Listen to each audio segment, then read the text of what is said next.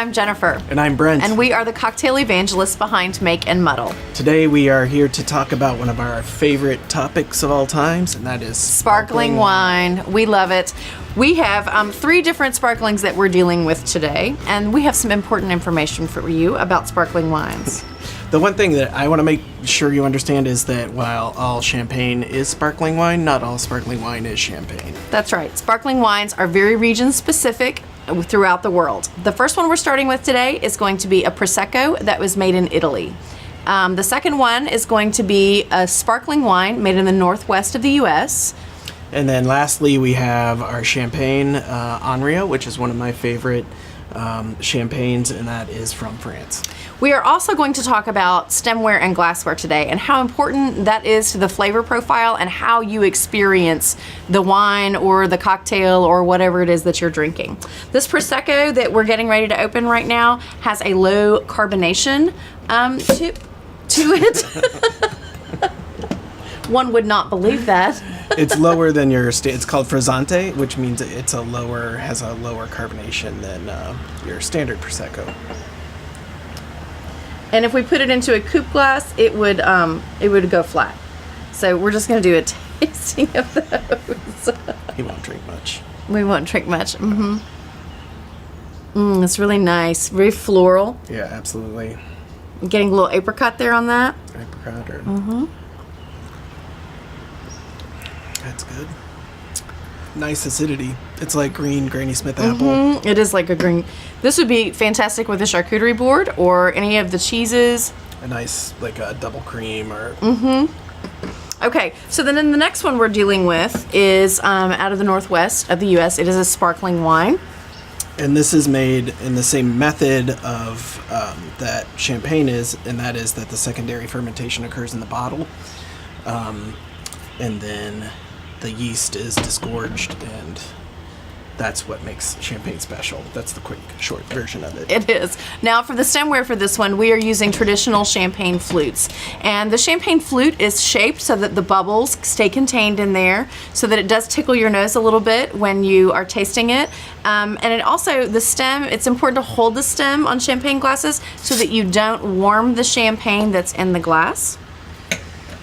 We want ice. We have to have champagne ice cold. Sparkling wine ice cold. There's some for you. And this, even though this is made in the Willamette Valley in Oregon, they use a blend that's very traditional for a blend of varietals. It's very traditional for champagne. It's actually listed on this bottle.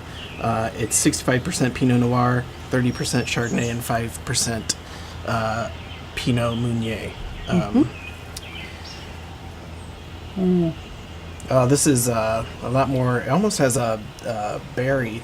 It does, but sweeter smell. It is much sweeter than the Prosecco even, and it has really a nice mouthfeel to it. Also, very creamy almost. This is, if you are sitting around drinking sparkling wine, this would be a great choice because it's fine on its own. It doesn't need any food to pair with it.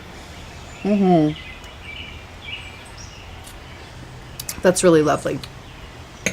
And then the third one that we're dealing with today, this is one of our favorite bottles. And we have been moving it up in price point. So when we started with the Prosecco, this is probably a $13, $14 bottle. And then this is probably a $17 or $18 bottle. And now when we moved to the Henriot, it's probably a $50 to $60 bottle, depending where you are in the U.S.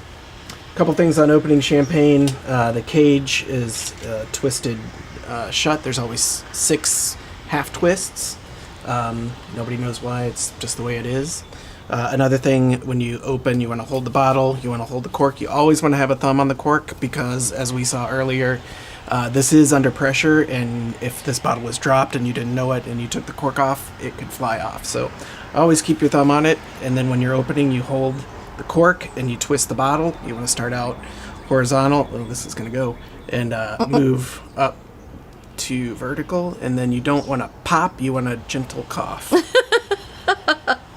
Oh, well done. Yes. Now, for the stemware for this one, we're using coupes, and these are lovely coupes. It's a broader cup. The bubbles are going to dissipate a little more. So really, generally the rule is the more expensive the champagne, the finer the bubbles, the more bubbles there are. So you want these to dissipate just a little bit. It also completely lets this breathe and open up, and It really, like, these are kind of like a shotgun or a rifle of aroma, and this really bathes your whole face in the aromas. yes, apricot, Yeah. pear. This is just And the difference in bubbles is pretty amazing. significant. That really Wow, it is. Very carbonated. You can taste it immediately on the palate. Oh, that's just lovely.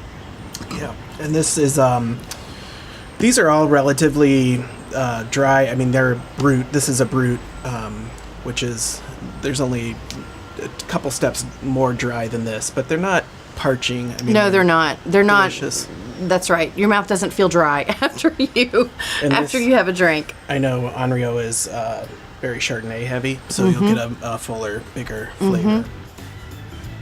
It is sparkling wine season, friends. We are on the porch. It is finally warm enough weather to come outside and enjoy it. We hope that all of you are enjoying lovely cocktails and wines with friends also.